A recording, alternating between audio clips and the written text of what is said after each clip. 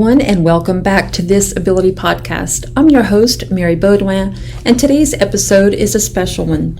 We're celebrating youth who lead with purpose, passion, and heart. This is the official launch of our first ever Teen Spirit Awards, created to spotlight teenagers who are making a real difference in their communities. These young leaders are not waiting for the future, they are the future. And both of these winners have something powerful in common. They each have made awareness, acceptance, and inclusion a central part of their advocacy for autism and other medical conditions. Before we introduce our Teen Spirit honorees, I want to take a moment to reflect on someone whose story from Season 1 brought autism to the forefront. Paul Gagnosho talked about his time serving as a board member with the Autism Society of Acadiana, and more importantly, the first person on the spectrum to serve on that board.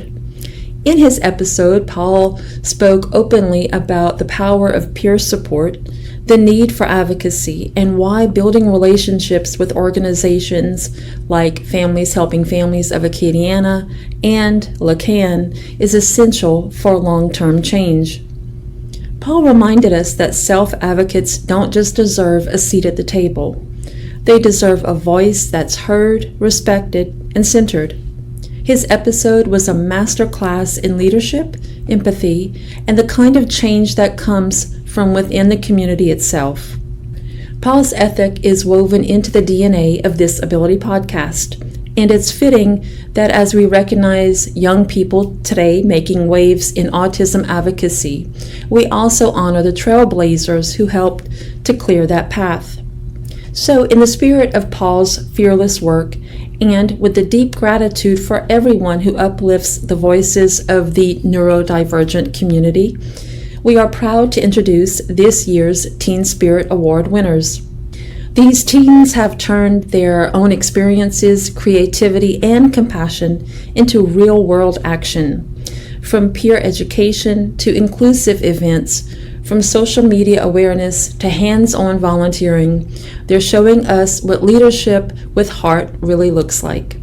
So stay with us, because up next you're going to meet two teens who truly define the phrase, this ability. And with that, let's start today's video podcast. Hi, I'm your host, Mary Baudouin, for This Ability Podcast. I'd like to give you, our listeners, some background information about both of my guests today.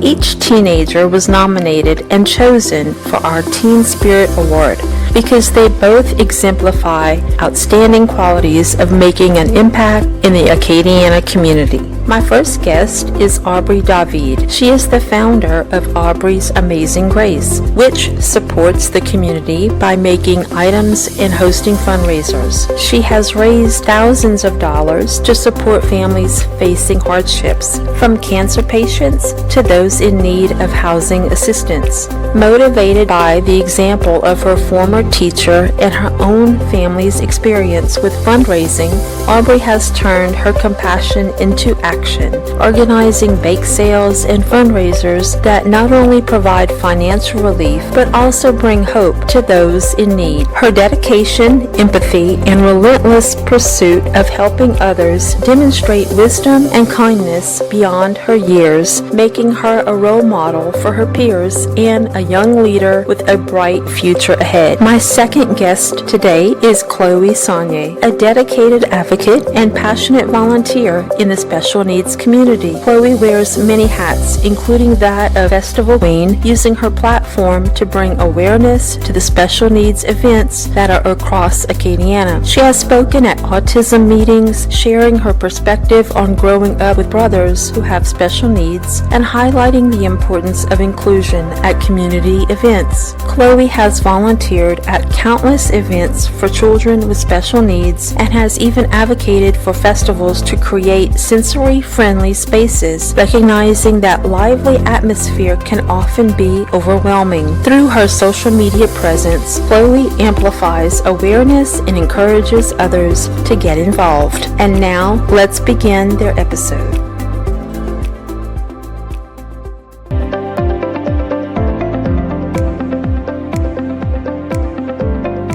Thank you you all for joining us for this special edition of This Ability Podcast, where we'll interview several teenagers in the Acadiana area who are making a difference in the community. Our first guest is Aubrey David, a 9th grade student who attends Teurlings Catholic High School. Welcome to the show. Tell our audience a little bit about yourself, where you're from, and a little bit about your family. Hi, my name is Aubrey David. I'm in 9th grade and I'm going to Teurlings Catholic High. I live in Carencro, Louisiana, and I have a mom named Angelica David, a dad named Ross David, and my brother's named Carter David. Great. You have any pets? I have a bunch of pets. 2 dogs, one named Nora and one named Briggs. I have a cat named Gracer. I have about 25 chickens. Nice. Do you take care of all the pets too, like the chickens? Do you feed them or clean up their pen? Yes. I also have 1 rabbit. Oh, and I also have 2 doves. 2 doves? Yes. Oh, sounds like a whole farm over there. Little Miss Aubrey had a farm. So Aubrey, you were nominated for the Teen Spirit Award, and I want to congratulate you for winning. You have done some amazing things in the community, and I looked at your Facebook page. It is called Aubrey's Amazing Grace. So I'd like to ask you, what inspired you to start with this? So I have had a teacher named Miss Leah Fugile. She was actually my kindergarten teacher, and she does sweet shops at our school to raise money for people in the community. Say someone's house caught on fire or someone's struggling to battle cancer. She just helps people around the community, and it really inspired me to start my foundation to help other people like she's helped other people. That's incredible. Yeah. I know that you've done some fundraisers. I'll just mention a few, but I want you to go through all of them because you've raised an incredible amount of money. You've done a bake sale for a cancer patient. Mr. John Odom raised over $1,300 for his family. Funeral expenses for Miss Sherry LeBlanc, that was over $700. Tell me about, as a group, like all the other fundraisers that you've done and how much you've collectively raised. Okay, so my first one I did was for Tara. She was also a cancer patient, and I raised $1,036. And then my second one was for Darian, and he was also a cancer patient, and then I raised $1,215 for him. And then for Eli, I personally know him because me and his sister danced together. It's a very special one. And he had a kidney disease, and I raised $3,200 for Eli. That's awesome. And then the last 2 bake sales you mentioned were Sherry LeBlanc, who had cancer, for $718, and then John Odom. And the total is $8,000 that I raised for everybody. That's awesome.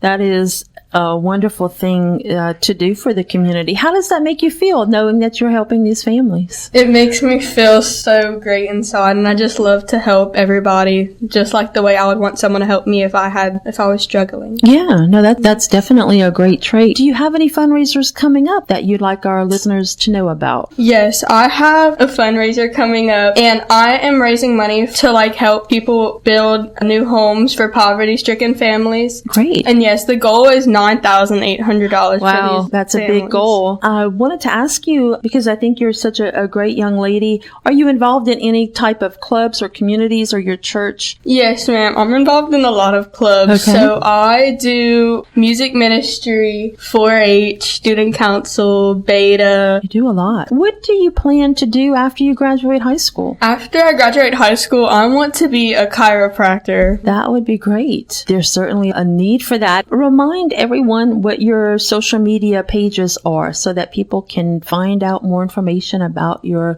upcoming fundraisers and how they can get involved. Okay, so I have a Facebook page called Aubrey's Amazing Grace, and that's the only social media platform I have as of now. Right. But I hope to grow in the future, and they could donate through Venmo. Okay, so whenever they contribute, they're contributing to you, and then you make the contribution to the families? Yes, okay. ma'am. All right, that's great. Is there anything else you'd like to mention that I didn't get a chance to ask you? I'm so proud of Aubrey. You know, she wanted to do this on her own. Every time she sets her mind to something, she makes sure she does it. And she's learning that you don't always have to win or you don't always have to succeed. But as long as you try to reach your goals, that's all that matters. Well, that gives me a lot of hope. Not just hearing about how you like to help people, but I like to hear good stories, which is why I started this podcast, for people to share their stories of how they are affected by someone with special needs or doing things in the community. So to hear your story and to hear how positive it is,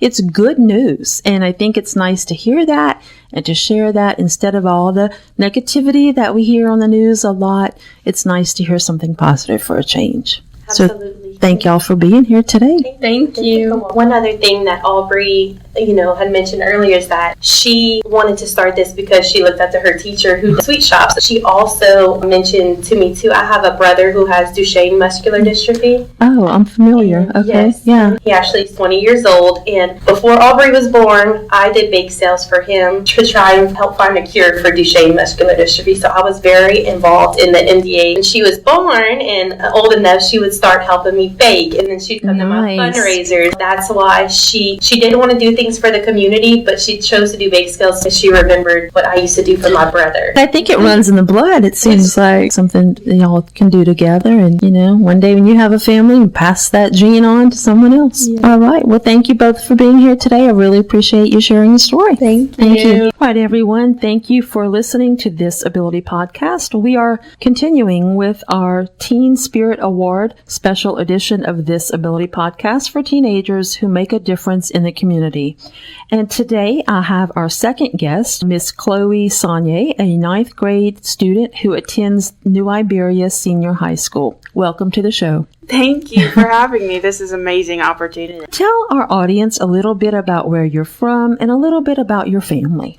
Well, I'm from Iberia Parish, which is in New Iberia. Mm-hmm. My family, I have 2 autistic brothers who, they are the brightest souls ever. If you would meet them, they are absolutely amazing. And everything that I do sort of is based around them and my brothers and everyone in my family to sort of make them make an impact on the world, to make such an amazing thing and for everyone to be so accomplished. That's awesome. What are their names and what are their ages? I have one, his name is Noah, he is 11. And then I have another one, Leo, he just turned 9. And they both have autism, is that correct? Yes, ma'am. Okay. And that's all your siblings? I have 6 brothers in total. Wow. And you're the only girl? Yes, ma'am. Oh, okay. And they're all younger than me, and they are just so bright. And they also have other disabilities, too. One of them has ADHD, and one has dyslexia. But it's so amazing that they are so able to accomplish everything that they do. You are the reigning Miss Teen Scott Boudin Festival Queen, so congratulations on your title. Thank you. Tell us a little more about your responsibilities and what your goals are for the community. So my responsibilities is technically to just raise awareness of the Scott Boudin Festival. Our festival is just an amazing thing to do, and it's so fun to see everyone get together and do Zydeco and eat Buddha, and it's absolutely amazing. My goal for this is to technically just make an impact and to travel as much as I can to get the Scott Boudin Festival to expand more than it already has. Hopefully, in the future, my goal was to create a special place for disabled children, for it to be easier for them to sort of, I guess, have a way in their festival, because festivals can be big, humongous, and a lot of people. So I just want that special little area for them to sort of relax and not be so overwhelmed. Sort of like a low sensory area. Yes, ma'am. Oh, I think that's really nice to have.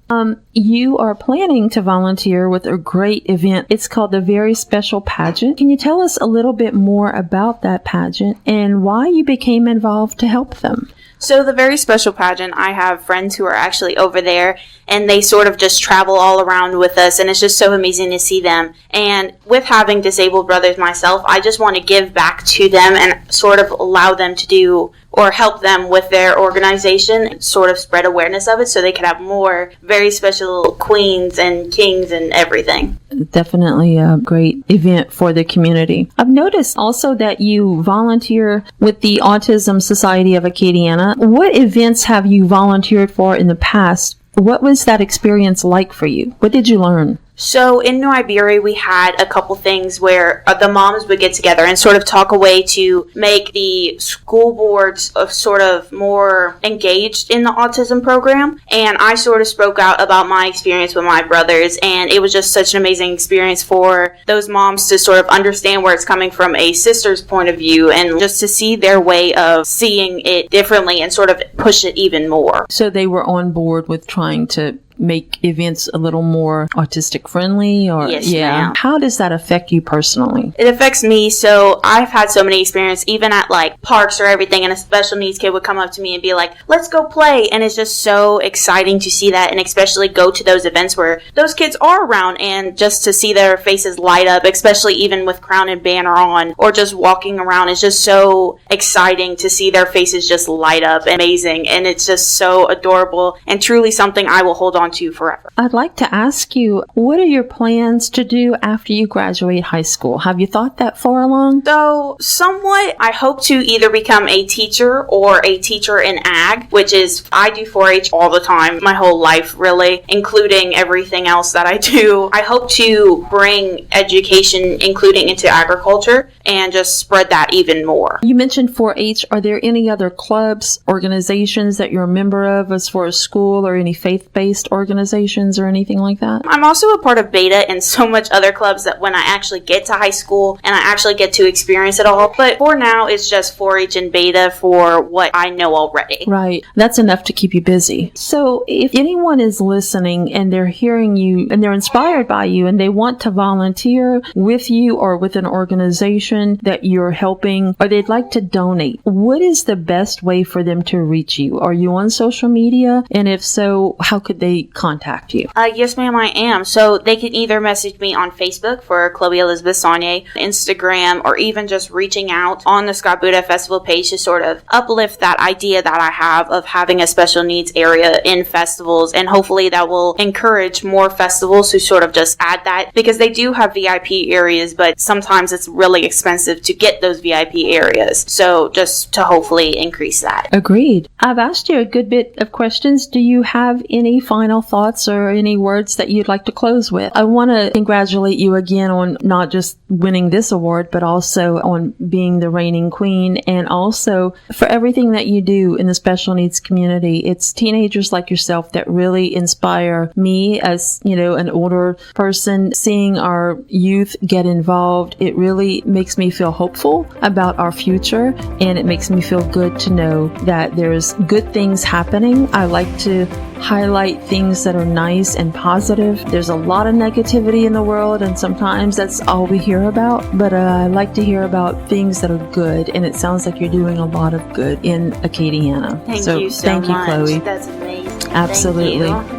All right. Well, you have a good afternoon, and that's going to wrap up this episode of This Ability Podcast. Thank you for listening. For those of you listening outside of Louisiana, here's a little information about the Boudin Festival. The Scott Boudin Festival provides a family-friendly atmosphere to listen to the best music South Louisiana has to offer, taste the best boudin and foods which made Louisiana famous, and where kids of all ages can enjoy amusement rides, fireworks, and plenty of unique arts and crafts from talented artists and craftspeople. The proceeds generated by the Scott Boudin Festival are invested back into area nonprofit organizations, capital improvements to public areas, and the City of Scott property, and put back into hosting one of the best festivals in Louisiana. In this segment, I'd like to revisit one of the most meaningful conversations that we've had on the show, an interview with Paul Gagnoshow, a proud self-advocate, Marine Corps veteran, and the first board member of the Autism Society of Acadiana, who is on the autism spectrum himself. Paul's story is powerful not only because of his late diagnosis in adulthood, but also because of the way he turned that diagnosis into a mission. He also talks openly about the challenges and emotions he faced, and how he found purpose by creating peer support groups for others on the same journey. His honesty, humor, and drive to make a difference are exactly why we needed to share this clip again. Whether you're on the spectrum, a parent, a teacher, or someone just wanting to better understand autism, there's something in Paul's story for all of us. Thank you for joining us for this episode of This Ability Podcast. I'm your host, Mary Baudouin, and joining us today is Paul Ganyusho, a board member with the Autism Society of Acadiana. Welcome to the show, Paul. Thank you for having me, Mary. Tell us a little bit about yourself. Well, I'm the first board member the Autism Society of Acadiana has had that was officially diagnosed on the autism spectrum. I was diagnosed as an adult, and I am still a board member, now on the advisory panel after terming out as an executive board member, and I'm a career volunteer and self-advocate. I'm glad that you're here today to talk to us a little bit about something that's close to home to you. So, Paul, tell me a little bit more about your diagnosis. Well, I was 25 and medically discharged from the United States Marine Corps Reserve for back and knee injuries and a few psychological issues. I was seeing a neuropsychiatrist on staff for depression and anxiety following that discharge. My wife, whom I was dating at the time, said, "I love you, but something's off and I want to find out what." So that neuropsychiatrist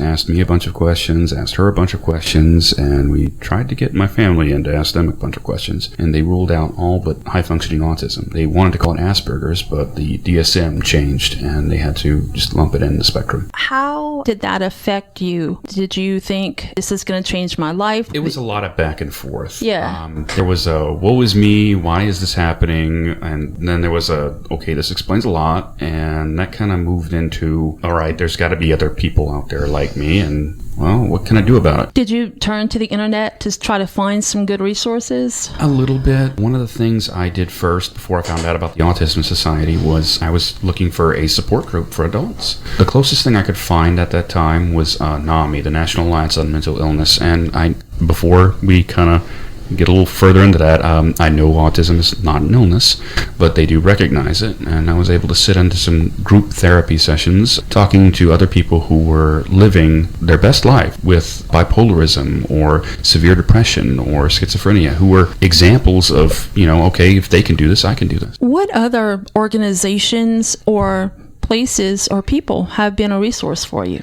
After that, someone at NAMI directed me to the Autism Society of Acadiana, and I became a board member there. I found out about their peer support group in Lafayette, and then from there, after I moved from Lafayette to Eunice, I started my own peer support group in memorandum of one of our members in the Lafayette group who's no longer with us. But other than that, People First of Louisiana has also been very instrumental in allowing us to get our voice out there about issues, as well as Families Helping Families of Acadiana. One of the things I find that is a great resource is support groups. When my daughter was diagnosed, of course, you can find things on the internet, but really what helped me was finding other moms to talk to. Even though my daughter, she has a rare condition called lissencephaly, which means smooth brain. So her brain is not fully developed, but the brainstem itself is. And so it is a rare neurological condition. However, there are certain traits that she has that other people with special needs can relate to. She needed a feeding tube. She has epilepsy. And by talking to other people, I was able to really get some helpful information, especially when she was first diagnosed, and getting a feeding tube, that was a sort of a fear of mine. I'm like, oh my gosh, she can't eat by mouth. Just as a mom, as a parent, you're concerned. And then you start to realize it's okay that there's these people that you don't even know, complete strangers, help to comfort you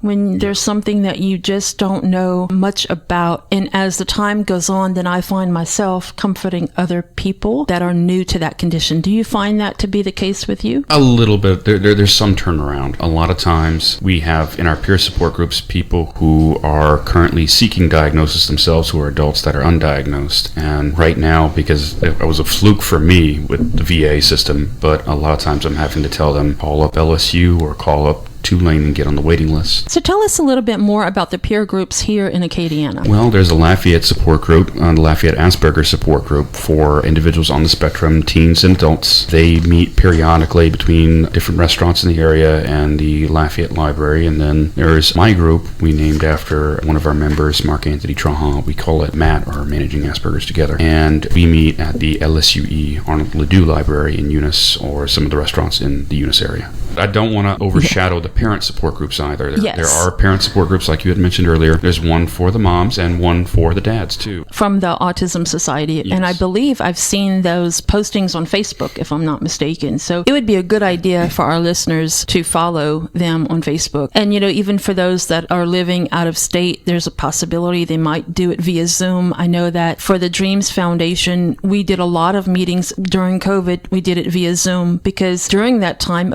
we're all stressed out. Coping with COVID plus other things, life in general can be stressful. So having a support group there, whether it's virtual or in person, is a great thing. Tell us about the support group for dads. Are there many guys that participate in that? There are several. Okay. Some from the board that try to just do their own thing. Yeah. Be a group for the moms, and there would need to be something for the dads too. I know they meet in Lafayette, as far as I know. Again, you can find out more information on Facebook on their page. It's not just the support groups that the Autism Society helps connect people with. A lot of times they will try to do their best to live by their mission statement, and that's to better the lives of all persons affected by autism, whether it's the peers or the parents. They've created activities throughout the year like annual Christmas parties, the walk that's recently been replaced with the annual Bowling for Autism. And since I came on the board, I've tried to pressure them to make activities for the adults on the spectrum, not just the parents and not just the kids, but the adults that the kids are going to turn into. So what we did was partnered with the Lafayette Economic Development Association and tacked on to their diversity job fair every year at the Hyman Center. It's nice to have the supports that it's not just focused on the pediatric diagnosis. It's for adults as well. We all need some support on some level. And I find that some people are very introverted about topics like this. And it can be helpful, though, to reach out. Like even attending the support groups, it might be 30 people, but you're going to sit next to someone. And even if you just connect with that one person, it's a huge benefit. Right. I think the parent support groups have a greater turnout than the peer support group. Some of it's also trying to find activities they can all agree on doing together. First, I was kind of gung-ho wanting to give little classes on financial stability or how to build a resume, and it was trying to keep them engaged or excited about wanting to come. And after a while, it was kind of beating a dead horse talking about self-sufficiency, but we kind of just bounced back and forth between restaurant meetings and casual group discussions and game nights, and I try to fit in some advocacy in between. Now, let's talk about some important facts as it relates to autism. In the year 2022, about 1 in 31 children in the United States, or 3.2% of 8-year-olds, were identified with autism, an increase from 1 in 36 just 2 years prior. Among adults, approximately 2.2% of Americans, over 5 million people, are estimated to be on the autism spectrum. These numbers underscore the truth behind Paul's story. Autism is lifelong, pervasive, and affects people in every stage of life, not just childhood. It reinforces the need for support networks, adult-focused advocacy, and understanding. So as we move into closing this episode, let's remember that it's a lifelong journey. Whether you're seeking a diagnosis, peer connections, or just a better understanding, you're not alone. Paul's work in Acadiana reminds us that community-led support makes a real difference. Thank you so much for joining us today for this special Teen Spirit episode of This Ability Podcast. I hope you're leaving as inspired as I am, reminded that when young people lead with empathy and vision, incredible things can happen. Whether it's creating autism awareness projects, volunteering with inclusive organizations, or simply showing up for their peers in meaningful ways, our Teen Spirit Award winners are doing the work that transforms communities from the inside out.